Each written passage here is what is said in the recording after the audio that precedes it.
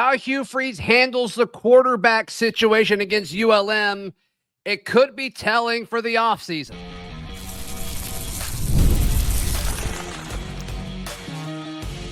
You are Locked On Auburn, your daily podcast on the Auburn Tigers. Part of the Locked On Podcast Network, your team every day.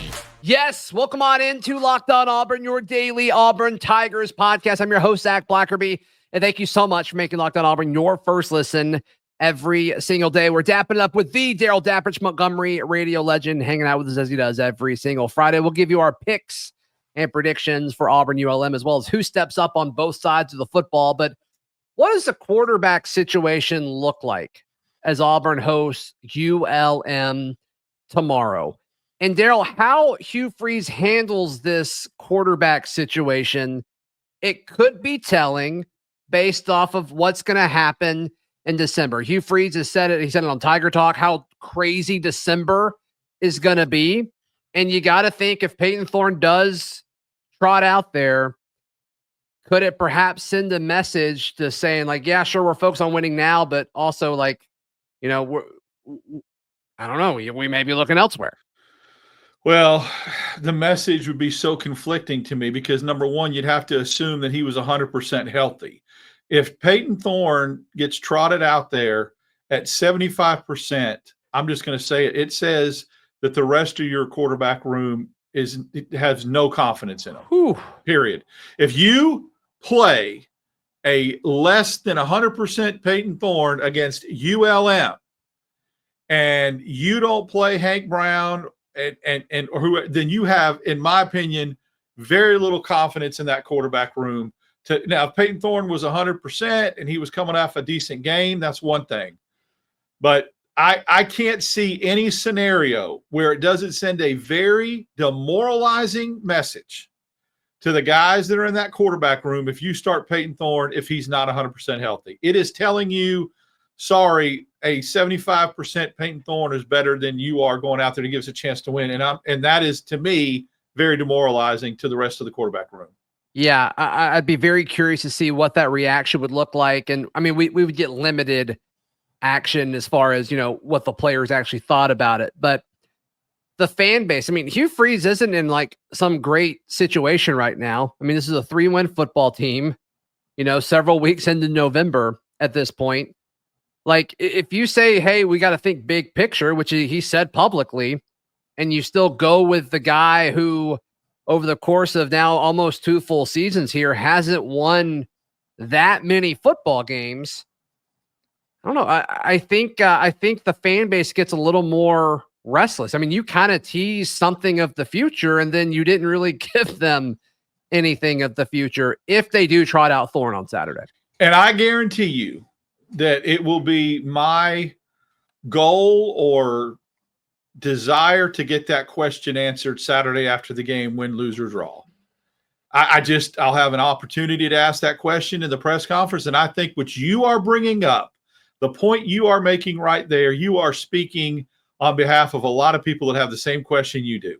Very much so. Why say you're looking big picture? And what does that say about the rest of your quarterback room if Payton Thorne went out there less than 100%? I want that question answered. I want to know why there's a conflicting message there. You're looking at big picture, but yet you're not playing a kid that you've already started once and that you put in a bowl game against a much better team in Maryland than ULM. What is the thought process behind that? To me, it's a very interesting thought process because, number one, you're saying something out with your lips that your actions aren't backing up. And number two, you're sending a message to the rest of your quarterback room. Number three is very obvious, and that's something that's not a surprise, and that tells you the quarterback for 2025 is not in the room or not coming in the recruiting class. They're going out and getting one in the portal, period. Yeah, and I wonder how people will respond to that, because that's kind of what you're saying. We said this, I think, on a show last week, Daryl, maybe, but if you're not getting a whole lot of playing time in these last 3 games, you almost got to assume that the coaching staff is okay if you're not going to stay here. I mean, you got to think that the message that they are able to send, whether intentional or not, but I don't know how it wouldn't be. I mean, Freeze talked about it on Monday about how he's having to like recruit his current roster, and no coach wants to do that, which sounds exhausting. I can't imagine being in that situation, but also kind of what you signed up for. Like, I don't know how that wouldn't be intentional at this point. And so, like, if you're not playing somebody, unless there are a ton of discussions happening behind the scenes that we aren't privy to, nor should we be, you got to think that's this coaching staff's way of saying, like, yeah, you know, you're not in our immediate plans right now.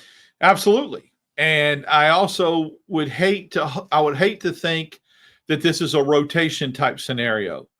That Payton Thorne starts the game if that happens, and then he gets a series, and then Hank Brown gets a series, and you're trying to accommodate and placate both sides of the fence there. Hey, Hank Brown's playing, but I'm starting Thorne because he might give us the best. I don't know.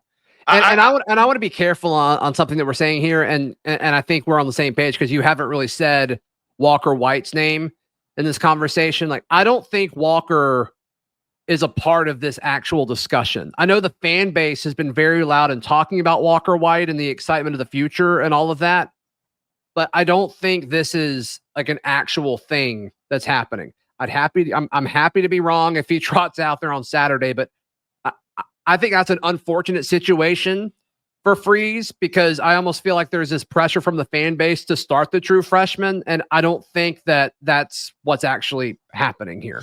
No, I don't think there's any kind of scenario where he should start. I did feel like there was a scenario that if Thorne didn't start, Thorne wouldn't play at all. And if Hank Brown didn't get it done, or if he got it done at such a high level that Auburn raced out to a giant lead, then you could see Walker White. But if Payton Thorne is still in the mix, you're not going to see Walker White. I don't think so.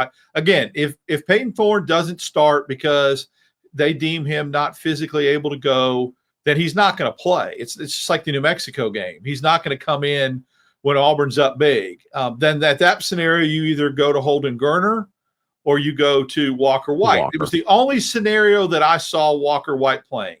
If Payton Thorne gets trotted out there Saturday, and he tries to give it a go, and the shoulder just doesn't respond, or he's ineffective because of playing with an injury, then you obviously go to Hank Brown, and you go to Hank Brown probably the rest of the game. Mm-hmm. Yeah. And I don't know. My gut says it's Payton right now. We'll see. When they named Hank the starter of the week in New Mexico, that was on a Friday, right? Where they announced it.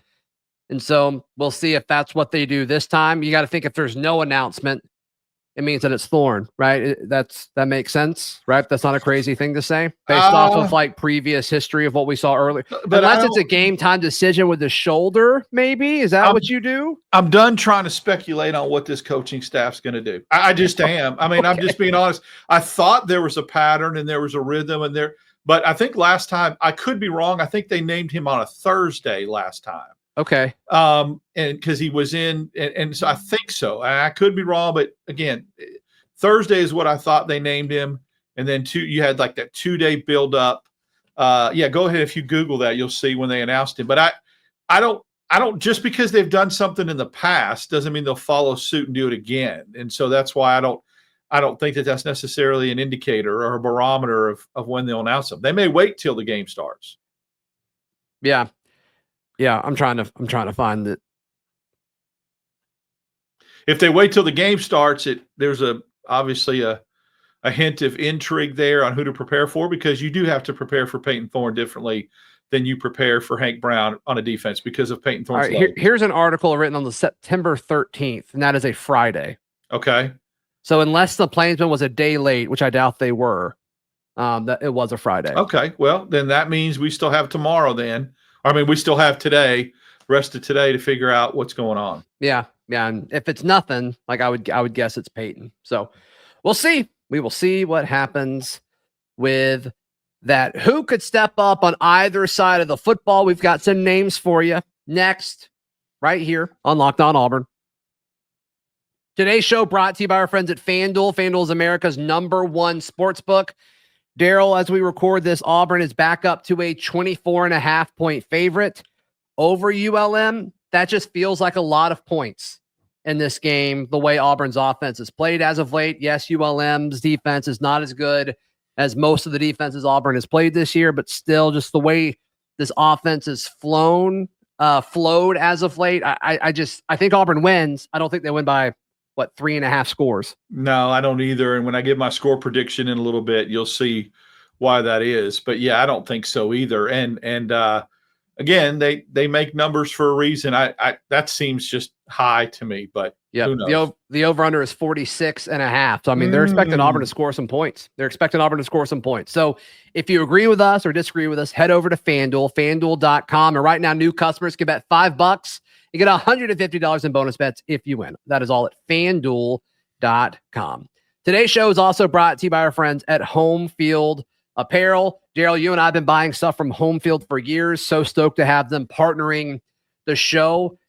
The combination of like the vintage logos and then the material that they use to make their shirts, it's an elite product. There's no other way to look at it. So I mean, if you're an Auburn fan or a fan of any team, head over to homefieldapparel.com and get you some swag. Great quality stuff. Even the tags that they put on the outside of their shirts are high quality. It's just amazing. The labels or the tag. It's just everything is so well done and such at a high level. It's really good stuff. Yeah, and you're a swag snob to some extent. I hate that I am. Yeah, that comes from getting dressed like a dork when I was a kid by my parents. So I think I've overcompensated. You just don't know what I had to go through in elementary school. So I'm overcompensating all these years later. Got it. Well, hey, Home Field Apparel can help you do that for sure. Homefieldapparel.com. Use promo code WAREAGLE24 to get a nice little deal off of your order. Homefieldapparel.com. Thank you so much for making Locked On Auburn your first listen every single day. Who steps up on the offensive side of the football? Daryl, I'll let you lead the way because the name you're going to give is pretty intriguing. Keandre Lambert-Smith, and I feel like he's going to step up regardless who plays quarterback. Obviously, if it's Hank Brown, I think there's a lot more downfield stuff because of whatever's happening with Payton Thorne Soldier. I'm not convinced, regardless if he runs out there, that Payton Thorne's going to be 100%. I'm just not, okay? And so can KLS still make a big impact? Yeah, slants, hitches, that kind of stuff. I mean, he's shown the ability to do really good in the middle of the field. So I think he's going to have a nice game, a high frequency, high quantity catch game. Will the deep ball be there? I don't know, but I think it's going to be more of a quantity than a quality type game as far as he's stacking his stats and compiling his stats. Yeah, I like that. And will they try to draw him up some stuff to get him to 1,000 yards? I mean, he would need a really strong final 3 games to get there. Not impossible. Auburn's offense has been able to get the yardage. It's just they can't score points. That's true. If it was a touchdown record, you can forget it. But being yards, they have got chunks of yards in between the 20s. Yeah. So I think that'll be a good one. He was towards the top in receiving touchdowns in the SEC a few weeks ago, and he's still there. He's tied for first among touchdowns caught in the conference. It's a 4-way tie with 7. Keandre Lambert-Smith, Keyron Lacy of LSU, Jordan Watkins of Ole Miss, and Ryan Williams, of course, of Alabama. So intriguing to see what happens with that. Mine's a boring answer. Mine's Jarquez Hunter. Give him the football. You don't have to worry about him being fatigued. I know he may have looked gassed, according to Coach Freeze, in the game against Vandy, but I just don't think he is. And so let Jarquez Hunter go off. Give him an opportunity to go over 1,000 yards rushing on the year. He deserves it. And if you give it to him enough times, he's got a chance to pop off and retake that lead as far as leading the SEC in rushing. I mean, he's kind of in a bit of a hole now here because Dylan Sampson is having a heck of a season with the Tennessee Vols. But yeah, give Jarquez Hunter the football. He deserves it. Well, especially against a ULM front that's a little undersized, and I think that he could capitalize on that. I mean, can you imagine telling me at the beginning of the year that Auburn was going to have a receiver that tied for the conference in touchdowns, could perhaps get to 1,000 yards, and Jarquez would go over 1,000 yards, and Auburn would have this kind of record? It's mind-boggling to me. Yep. And, oh, by the way, the defense is playing well. Like, I could see if you lost a lot of shootouts, right? 35, 32, whatever. Dude, No. Daryl, everything we said all offseason was like Payton Thorne just has to be okay. And Auburn's going to be good. Like, the defense is way better than I thought it would be. Yeah. And then what is he, eighth? He's the eighth rated passer in the SEC, Payton Thorne? As far as passing yards? Well, I think we said just get the top half. Yeah. Yeah. We was like, if he can get the top half and the defense can play steady, Yeah, I mean, clearly, like, there's still something missing because the defense, Jarquez Hunter shooting yourself in the foot, making stupid mistakes. There's no way we could have predicted all of the anti-clutchness of this team. But Jarquez, 6.9 yards per carry, that leads the conference. It's just amazing. You look at these top 5 rushers in terms of yardage in the SEC right now: Dylan Sampson, Jarquez Hunter, Le'Veon Moss of A&M, Raheem Sanders of South Carolina, then Henry Parrish of Ole Miss. Jarquez is second with 913. There's a big drop off after that. They're all in the 700s and 600s behind him. But in order, this is the amount of touchdowns that each of them have gotten. Dylan Sampson has 20. I'm going to skip Jarquez. Moss has 10. Sanders has 10. Parrish has 10. All double digits. You know how many Jarquez has? 5. Freaking 5, man. What? Well, when you run Wildcat inside the 5 and when you do all that crazy crap, that's exactly what happens. Well, we're good for, when it's goal to go, we're good for a Payton Thorne quarterback draw. We're good for one of those. Yep. And it's just, man, I just don't get it. It's just so frustrating. And like, Jarquez Hunter has had the greatest attitude about this. I mean, that is a dude you want in your locker room. So hats off to Jarquez Hunter. So yeah, I want to see Jarquez Hunter step up. Not because he hasn't been stepping up, but I just want him to have the opportunity to make some plays. Who's the guy on the defensive side of the ball that you want to step up? Riddick, I think against Marcus Riddick. Yep. Yeah, against a group of 5. This is the opportunity to really, really shine. It's going to be tough for the offensive lineman of ULM to contain, to chip him. Yeah. His athleticism against a little lower level opponent like that, I think is going to really show itself tomorrow, and I think he goes off. I just have a feeling he's going to go off. And he did, and he played well against Vanderbilt. I mean, he hit Pavia a couple times. He played pretty good against Vanderbilt. We predicted that he would. So yeah, I'm going to ride that Riddick train. I think he's going to have a really nice game tomorrow. Yeah, I think so. I think it's a good one. I think it's good. I'm going to go with Keyron Crawford. And my thought process with that is like, at this point, J-Mac is going to be solid. Keldrick is going to be solid. We keep talking about having a bigger picture for the future of this program. And I think Keyron Crawford is a part of that and could be kind of asked to be the main complement to Keldrick next year on the edge. And he's come on this year. Like, he's gotten better, and you can tell he's being coached and developed, and the game's slowing down a little bit for him. I want to see that trend continue. It's been a minute since we've seen him against a quote-unquote lesser foe. He should be primed to have a few moments. Well, he's used to playing against Sun Belt opponents, right? And he absolutely dominated them last year. So this is right up his alley, per se. Yeah. And so I'll go with Keyron. I almost say Caleb Harris, but he's just been so solid anyway. I mean, you could say him or Jay Crawford, and that'd be like an easy pick. That'd be like, Yeah, I don't expect them to throw the ball a lot. And so I wanted to pick a front 7 defender. So I went with Keyron, much like you went with Demarcus. So to me, if they stop the rushing attack, which I think they will against ULM, I think that's it. Like, I don't think ULM scores a lot of points here. No, I don't either. Absolutely not. And I think that they will try to run the football. And I think when Auburn gets them in predictable passing situations, that's where they're going to be able to eat and feast in those situations. Allegedly, we'll see. Yeah, we'll see. All right, our picks and predictions. We've been hinting at it all week. We jump into that next right here on Locked On Auburn. Today's show brought to you by our friends at Omaha Steaks. I'll tell you what, Daryl, I got one of these sent to me last week, and we've grilled out a few of the steaks, and oh my goodness, they are so good. They are so good. those combo packs are clutch. And it's funny, people say, oh yeah, do you use the product? You talked about it. I've been getting these for years for employees here where I work.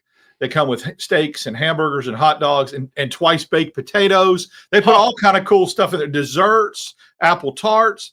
The owner of our company sends them out to all his friends across the country. Every time around the holidays, Omaha Steaks makes a big impact. Yeah, skip the holiday hustle and bustle and save 50% on gourmet gifts site-wide at omahasteaks.com. Y'all need to use that when you buy them for everybody. Get that 50% off.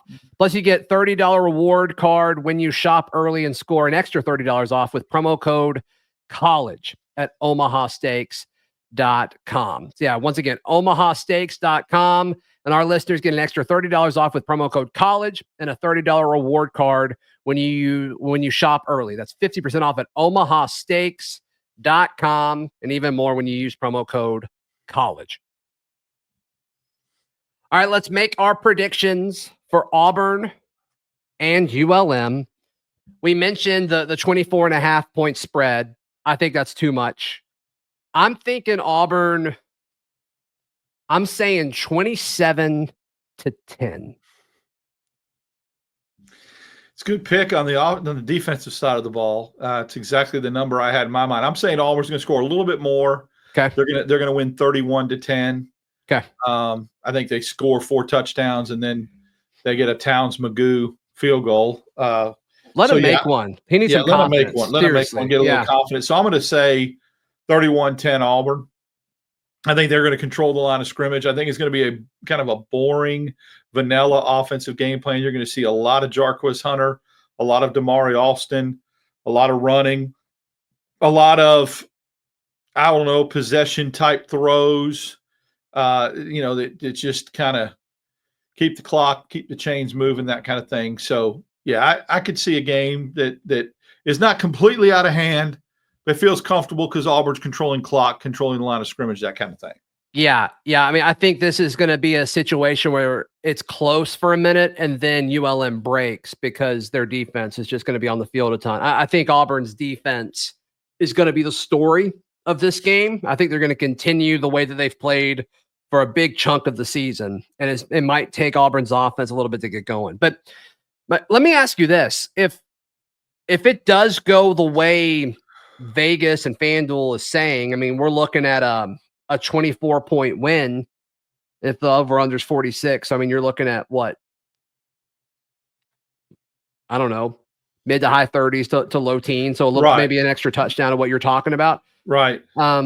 Does that even excite anyone? Or is it like, yeah, you should do this. Why can't you do this against a real team? It's exactly what will happen. It's a lose-lose situation. Lose situation. Auburn wins 38-10. You're like, oh, this is what you should have. It's ULM. If it's close, oh my gosh, then it'll be like, see, this is horrible. This team's horrible. This coaching staff's horrible. This quarterback's horrible. The decision to play whichever quarterback's XYZ is horrible. I mean, you're really just in not a situation where there could be any excitement gleaned from this game at all. And all you can do is have negativity come from it. It can be worse if you lose or you play close, but if you win 38-10, I can't imagine what happens if they lose this game. I don't think they're going to. I don't. I mean, I've been wrong about this team a lot the past 2 years, but it would be. I don't know what the conversation would be like if Auburn dropped this on Saturday. Well, it would have to be catastrophic. And unfortunately, I know there's a lot of people that think it wouldn't be because of the recruiting class and holding it together. And there is this fear that there are some key members of this recruiting class that don't like to talk about, is Hugh in trouble? I get that. I totally do. But you win this game, you get to 4 wins, regardless how boring or mundane that it is. And then you just see what happens next week at home under the lights at Texas A&M. Yeah, because it's not boring if you lose it, right? It sure ain't. I'll take boring over catastrophic in this case any day. Even if it's like you said, 27-10, and it just looks kind of. It's like, okay, whatever. That's fine. Whatever. Maybe, then you put yourself in a situation to fix a lot of things against Texas A&M next week. You put yourself in that situation. This game, to me, is going to have an eerily similar feel than the Western Kentucky game did a couple years ago, which was okay. But remember, that was a pretty tight game late in the third quarter, and then Auburn explodes in the second half and ends up winning that game by 3 touchdowns, I think. Was that under Caddy? Yep, under Caddy, and me and you did that game from your house. I drove from the stadium to your house. That's right. A very cold night. Robbie Ashford had a good game, but in the second half, or right before the first half, that game was still fairly close. And Auburn exploded, and I think they ended up winning by 3 touchdowns or by 20. Don't you think, and this is hard to answer this question, but don't you think that Western Kentucky team was better than this ULM team? Absolutely. Okay. And on paper, this Auburn team's much better than that team was 2 years ago. Which is kind of wild to think about. Yep. Kind of wild. But there was this, I don't know, Auburn had just beaten Texas A&M. Yeah, there was some belief and like alignment and good things were coming. And Yep. Our recruiting since then has been great. You have to give that the nod. Since that game, it has been off the charts, the recruiting. Absolutely. Yeah. And so hopefully that turns into on-field stuff soon. Hopefully. Daryl, how can people check out everything you've got? Go X Dap 6410, Daryl Dap on Instagram. My man Zach got me set up with one of those 3 months ago. And then obviously Wednesdays and Fridays, our normal shows will be going. Won't be going live. You'll be going live, but I'll be joining you for the reaction show that'll drop Sunday morning after the game tomorrow. Yeah. So just quick programming note. I'll go live right after the game. Be sure that you're got notifications turned on and all that stuff. We'll go live, and then Sunday morning show with Daryl will drop, and then Monday night is when Auburn basketball returns. We'll go live after that game as well. So there'll be some busy bees. Yeah, so be sure you're subscribed, like the video so it pops up in your feed and all that stuff. So thank you so much. This has been another edition of Locked On Auburn.